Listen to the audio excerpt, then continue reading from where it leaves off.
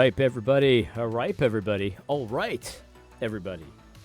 Last video for the week. We're going to continue with this Jen Wilkin thing. Man, last episode just ended on such a surprise, just such a welcome surprise. We had Collin Hansen over here, in the moment, correcting Jen Wilkin on her complete and utter nonsense. Obviously, and there's so many layers to this. Like Collin said, hey, you said that the solution wasn't an elder board, but what about Moses? Moses, God gave him an elder board. And that's actually, when you think about it, that's actually more, that's a better analogy than, Adam alone at the beginning of time kind of thing. It actually applies more directly, I would think, to the situation. And I was not expecting that. I was expecting Collin to just say nothing because either he agreed with it or he just, he knew it was stupid, but he's not going to tell a woman it's stupid on Women Appreciation Day. How could you do that? But he did it, and he didn't call it stupid, but he essentially did, and I got to take my hats off to that guy one more time for Collin. I have a feeling it's not going to happen again, but he did it, and you got to give him credit. I'm all about giving credit where credit is due. I'm not going to say that Gospel Coalition's good now, and I'm not going to say that Collin Hansen's good now, but you got to give credit when it's deserved, and I'm going to give Collin Hansen all the credit in the world that he did correct, Jen Wilkin. Now, Jen Wilkin tries to shut it down, like she tries to reassert her dominance in this situation, and I really do feel like that Jen is really the excuse me, the dominant presence in this interview, which is so weird and unbecoming and all that kind of stuff. But she does it in the stupidest possible way. Like what she tries to, kind of clap back with is really just kind of contradictory to what she said in the first place and really doesn't help her point at all. But it just really goes to show you the dynamics here. But you got to be proud of Collin Hansen. I'm proud of him. Collin, if you watch this, I'm proud of you, buddy. I really am. I cannot say that. I cannot stress that enough. But hey, look at this. We're up to 99 views in 6 days. I'm sorry, 999. We've almost got 1,000 views. That's pretty good. I mean, listen, you get 1,000 views. That's nothing. It's not easy to get 1,000 views. Now, of course, when you have 211,000 subscribers, and 6 days ago you drop a video that has less than 1,000 views as of right now, that's no bueno. That's not really good engagement there. I think the Gospel Coalition's YouTube channel is dying. Anyway, let's continue. Enough giving Collin Hansen credit for anything. Article that was written that talked about how Genesis chapter 2 is showing us this beautiful picture of male-female difference. But if you look at what Genesis chapter 2 is doing, basically Adam is shown a parade of animals that go in front of him who have been each created according to its kind. And so I actually have a secret pet theory that that's potentially the animals going by two, as they will in another section in Genesis. Yeah. Because he looks on them, and every time an animal goes by and he's giving them names, he's basically categorizing them. He's thinking, that one's not like me. That one's not according to my kind, not according to my kind. And then when Eve is created, he sings a hymn to sameness. He says, bone of my bone, flesh of my flesh. She shall be called Isha because she came from Ish. In other words, she shall be like me because she came from me.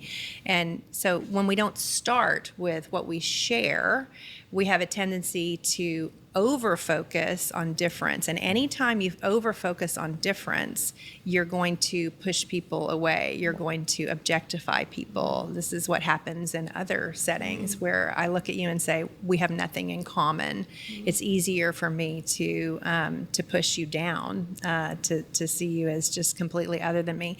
And the cultural narrative is men are from Mars, women are from Venus. The Genesis narrative is men are from the same garden created by the same God, tasked with the same cultural mandate, and made in the image of God together. So our differences matter. And in a day and age where differences are what are under attack, it's understandable that we would talk about them. But when we lose sight of sameness as the starting point, I think we devalue women in that conversation. Yay. Man, it's like one of the hard things about, reviewing or responding to something Jen Wilkin says, it's that it really is a stream of complete nonsense. It's like there's 1,000 different ways to attack what she says because pretty much every word is just a stream of, consciousness, and there's not a whole lot going on up there. You know what I mean? Like, it's just. I saw someone call Kamala Harris, 85 IQ, which I think is unfair to George Costanza. That's George Costanza's IQ, 85.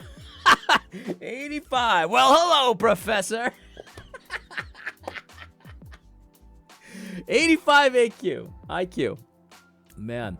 But, and I do think that Jen Wilkin is actually, she's not low IQ. I don't think that she is. But she's got wrong beliefs, and she's got to defend them somehow, because she really desires her feminist views to be correct, and she's got to defend them somehow.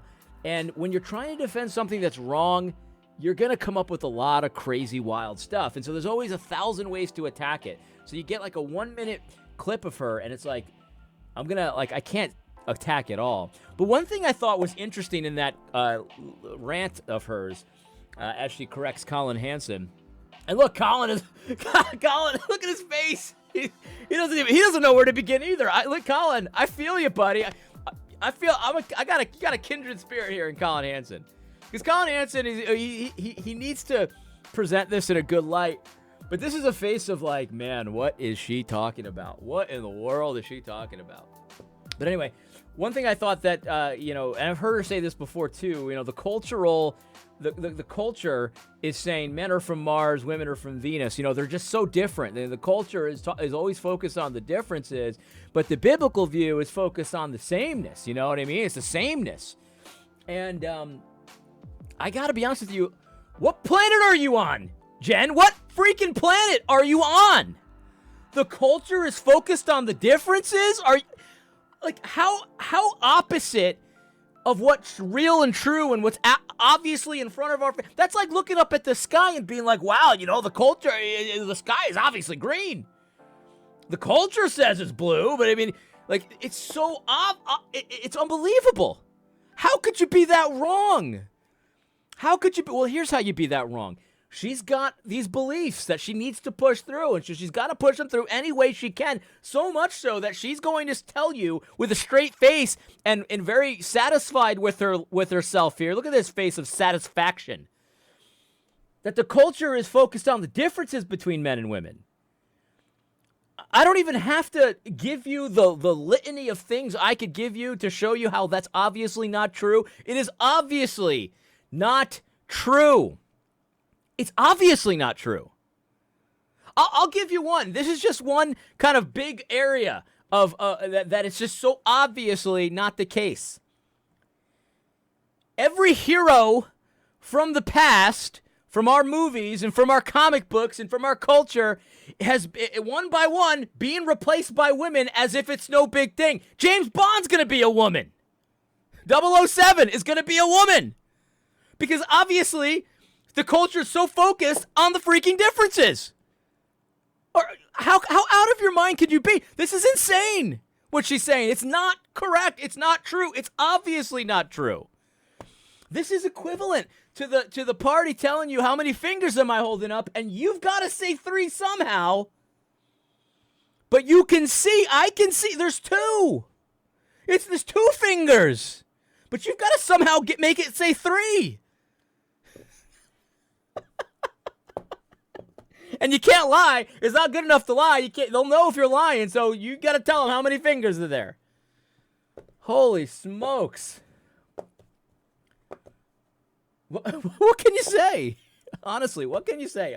I don't know what to say. Collin doesn't know what to say. He's looking in the distance like, Michael, can you believe what this broad say?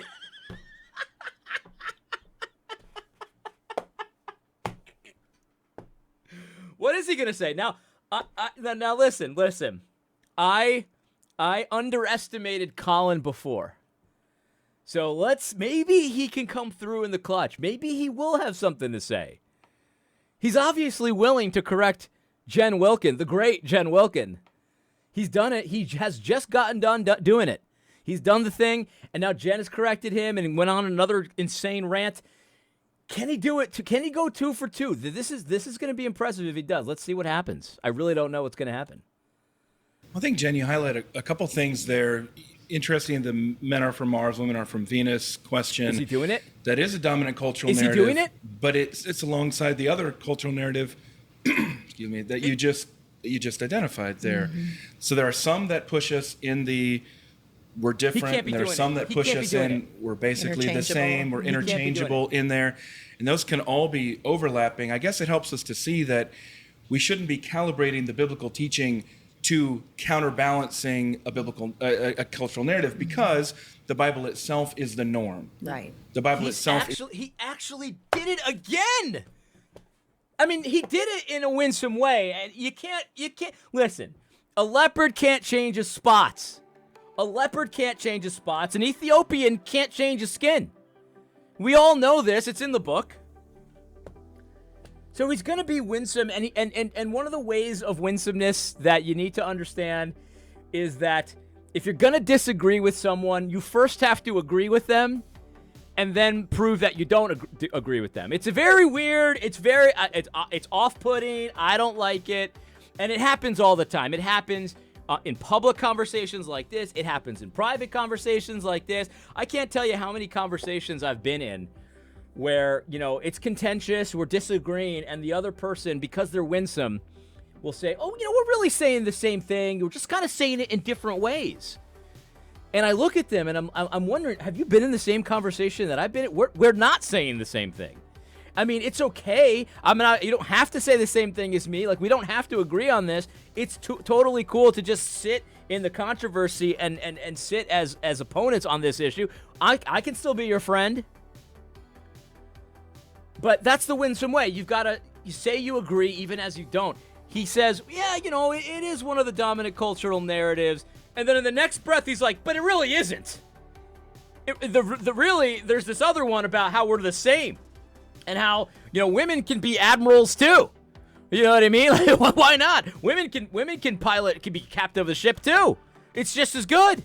Why not? We see it in the movies. Remember Admiral Holdo from the second new Star Wars movie where she's wearing a lady's nightgown, has pink hair, and she's the admiral? Yeah, sure. That makes perfect sense.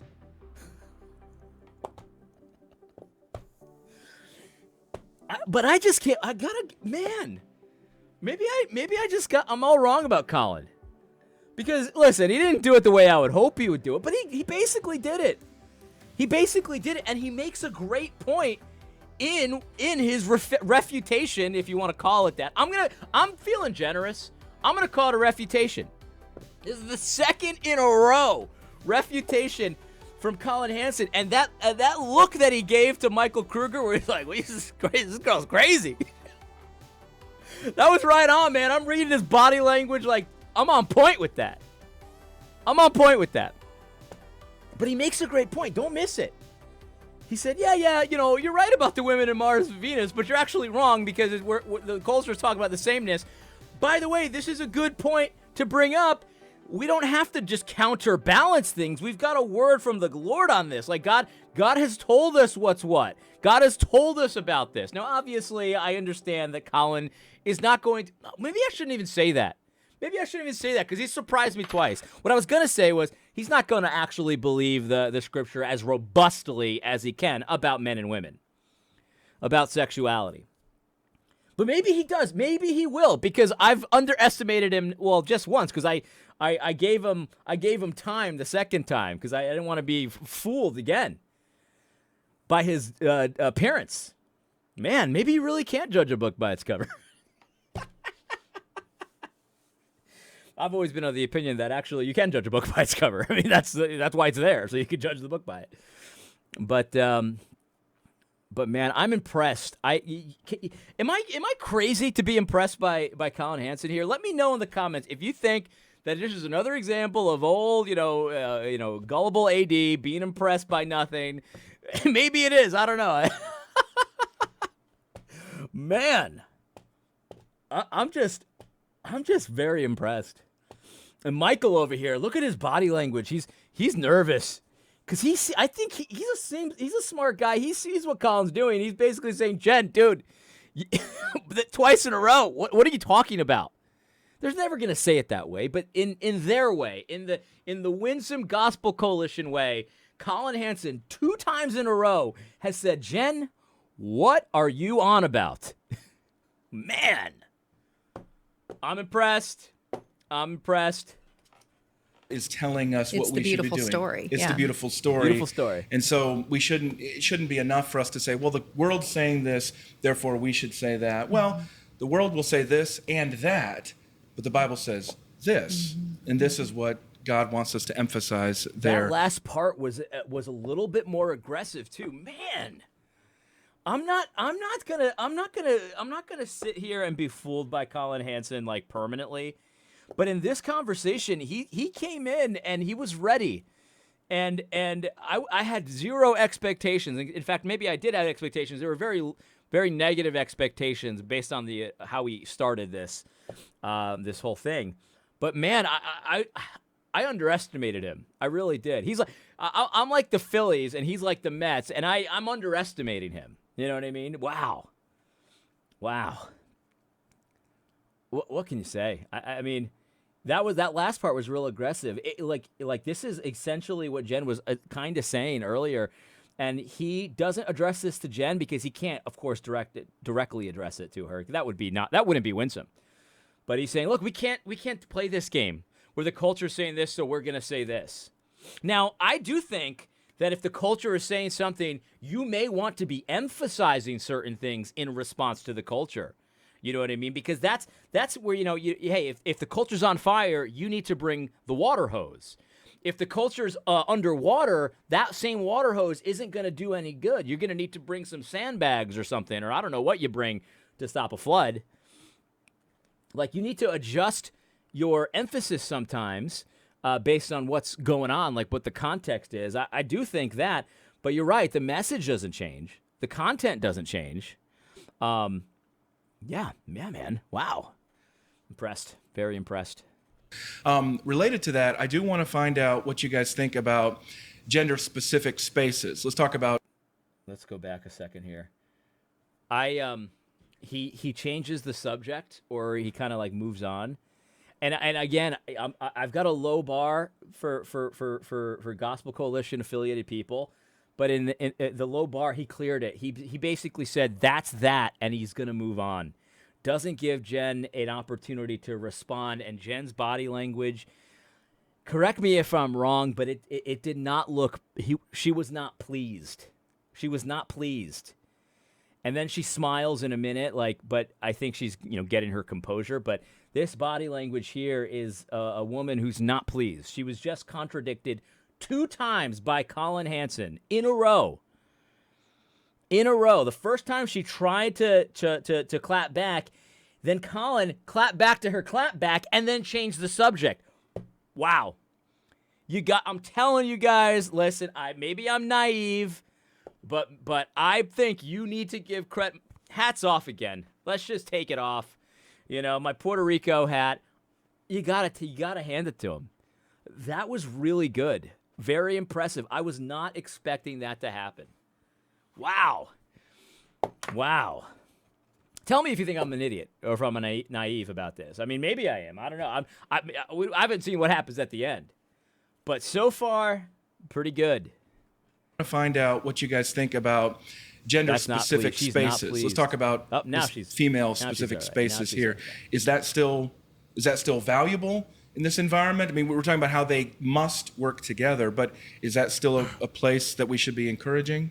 And Absolutely. Why? Yeah. I mean, I don't think a female-only space, therefore, is a zero-sum game. Mm-hmm. Like, if I have a female-led space in campus ministry and being in parachurch, that's often the case, but we always congregate and come together and do fellowship together. So I really wouldn't understand why you would bifurcate the two and keep them separate. I would think that the benefit would be of having a female-led space and I just don't like. I think, again, this is an invented problem. Like, I don't believe this is really a problem. Because what sounds like they're talking about is complete segregation, a female-only space and a male-only space, and there's no fellowship together. That's what she said. That doesn't exist. It just doesn't exist. a female-led space. Now, that might be a real thing where there's really not a lot of female-led spaces, but when you think about it, where are those in the Bible? I mean, I'm sure they had, gatherings, and there was probably one that was like maybe a little bit more, mature in the faith than others. But were they learning the deep things of theology at those times? I mean, doesn't seem what the Bible seems to indicate. The Bible seems to indicate that they were teaching the women to love their husbands, love their kids, and these kind of things, so that the word of God would not be blasphemed. I mean, it's just missing. I mean, so I don't know. Let's continue. Space would be the vulnerability and the maturity and the ability to be able to see a woman model her vulnerability in a way that's safe, but then also you being able to also share and grow in that space. However, in the presence of men, that's not always as accessible for different reasons and may not be as comfortable. So I do think a female-led space and female-only space has its benefits, and it is pretty, I think, foundational. It would have been better to ask the first question to be asked would be about men-only spaces. That would have been better because, of course, they're going to be like, oh, yeah, female-only spaces, of course, because, that's their whole shtick. They're feminists. But it would have been better if Collin asked the question in the opposite way to see what they would have said. Because now that they've said what they've said about women-only spaces, they kind of have to agree that men-only spaces are okay too. But if they would have started with men, it would have been interesting to see how that would have kind of colored the conversation. I mean, I don't know what they would have said, but it would have just been interesting if he asked it the other way. Woman's growth. But you got to hand it to Collin. I mean, he's just done two good things in a row. I mean, that would have been pretty shrewd if he did that. Point as well. I think I love the Gospel Coalition. I love the work that's being done. Yeah. I think the downfall sometimes is in female spaces. We oftentimes only go to, like you said, the Jen Wilkins, the Jackie Hill Perrys, or the other big names because we don't have access to women in our local congregation, because those women aren't being trained or equipped to be able to know how to successfully mentor other women, and those women, the older women, are oftentimes intimidated. So I think that space needs to not only be there, but needs to be cultivated by the pastor and be resourced so that the women have a better opportunity to grow and flourish in their local settings, as well as like national platforms and settings. Yeah, I mean, I would add to that, it's not just whether there's distinctive female space, but what's the content of it? What's the nature of it? What's the purpose of it? I mean, it's funny to ask that question. That's actually a good point, because as I said in the last video, we have a direct word of the Lord on this one. You know what I mean? We have a direct word from the Lord on what the older women should be, teaching the younger women to do. And it's not, exegesis. I mean, it just isn't. It's not exegesis. It's not hermeneutics. It's not, systematics. You know what I mean? It's not that. Okay, so yeah, what's the content? That's a big, important question. In fact, anyway, yeah, let's continue. Sitting here at the national conference, the women's national conference, this is distinctively a female space, and Collin and I walk around with 9,000 other women here, so we feel that pretty acutely. Thank you for joining us in the estrogen pond. Yes, I couldn't find a bathroom this year. One year I couldn't find one, so they got taken over. But no, I think that's entirely legitimate. The question isn't whether groups do that, because I think you have men's ministry, women's ministry, you have youth ministry, you have other kinds. The question is, what is the purpose of it? Right. And the idea that it's just simply, we're going to teach men theology, but we're going to let our women just go and socialize. We're going to teach, our men theology, but let the youth, as another example of a broken off group, go and just play games all the time. I mean, any subgroup needs to be evaluated in terms of what we're trying to do there. And so discipleship has to be the centerpiece of all that. Now, that's not to say you want. It seem like there's no reason that there should be different content in different groups. We're going to teach the men theology, and we're just going to let the women socialize. Well, obviously, those are not the only two options, but that's what he says. We're going to let the men teach the men theology, let the kids play, as if that's some kind of bad thing. Why is that a bad thing? Why is that a bad thing? Why? Let's just think about this for a second. Why would you teach the men theology and maybe not the women and the children in the same way? Why would you do that? Why? Probably for a similar reason to why a man might want to do some aggressive weight training and maybe some combat training or something like that, some kind of Muay Thai or something. Muay Thai, I just picked that one out of the air. Muay Thai. Maybe why you would want to treat a man how to throw hands and maybe not a kid or a woman? Because it corresponds to their job. Their job as fathers is to teach their children, is to teach their wife, is to lead their wife in spiritual things, in physical things, in protect their wives, like there's reasons why you would want to do that. The women are supposed to be taught certain things. That's true. And there's nothing wrong with a woman learning theology. But what does the Bible say? If she has a question, ask her husband. So wouldn't it make sense for her husband to be knowledgeable of such things? Wouldn't that make sense in the ideal situation? Now, I know there's always situations where the husband's not interested. The husband's not, maybe he's not even a Christian. Well, obviously, that's not an ideal situation. So I'm not going to talk about the exceptions. But wouldn't it be appropriate, given everything the Bible says about women in the church, children and parents and all this, wouldn't it be appropriate to have men to have some more theological training than women? Wouldn't that make sense? Like if we're at wartime and men, they're likely to go to war soon, wouldn't it make sense that we would have training for men to go into combat? And not have training for the women and children to go to combat? Because they're not going to go to combat. The men are. So, of course, there's going to be a different in content. They've got different functions. I thought we were all complementarians here. They've got different functions. So, of course, their lesson plans, their curriculum is going to be different. Again, it's like, why did God make this rule? We asked the question last week.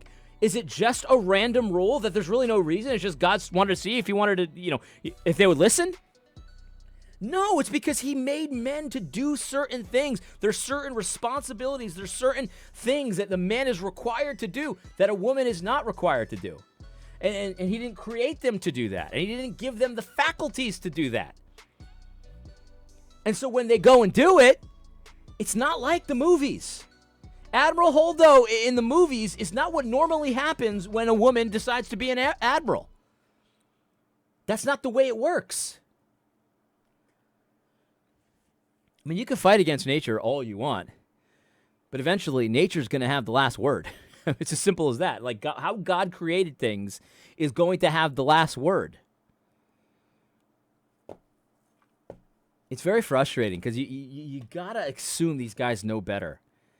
I mean, they call themselves complementarians, and obviously a lot of my friends, the patriarchy guys would say, well, that's just egalitarianism with a little bit more fidelity to the Bible, but it's still the same thing.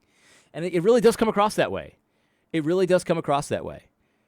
Yeah, sure, the children learn theology, mostly from their fathers. That's the ideal situation. So, of course, that's where you'd probably want to spend your time training, the fathers. Ay. Do I want to continue? Let's continue a little bit. Want all those groups cordoned off all the time. We found this problem at the seminary level at RTS. We realized the kids are going to play. That's how they learn. That's what their job is. When they're kids, they're supposed to be playing. That's what they do. It's good to have kids do some work too. I mean, my kids do things and they learn, and they learn the catechism. They learn in a kid way. But most of the time, they're playing. They're doing stuff. They're pretending that. Just the other day, I went to my basement, and I said, "Oh, hey, Ezra," and Ezra said something like, "Hi, I'm from the mines of Hyrule." It's pretending to be some kind of thing. I don't know, something from Zelda. That's normal. That's what they should be doing. Well, you gotta separate the kids, and man. Because seminary is mostly men. When we have a women's only ministry at the seminary, it can sometimes even exacerbate the problem because they feel even more isolated. Yeah. So what we tried to do is do both. What are women doing at seminary? I mean, this is a question. This is a fundamental question that I think is worthwhile asking. What are they doing there? What is seminary for? Right? What is seminary for? Why do they exist? And if you answer the question, why seminary exists, the next logical question is, okay, so what are you doing there as a woman? It's very, this conversation is like, a few steps up where it should be. Like, this is a more fundamental question. It's a more fundamental question.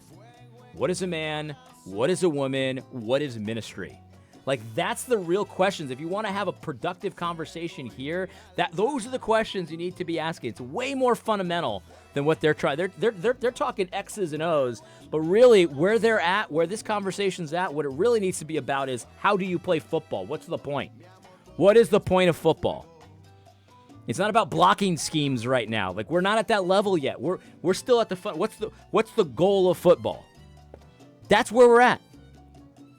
What sense does it make when people are confused what the goal of football is to talk about blocking schemes and A gaps and B gaps? Like, that makes no sense to talk about that stuff if you don't even know what the goal of football is.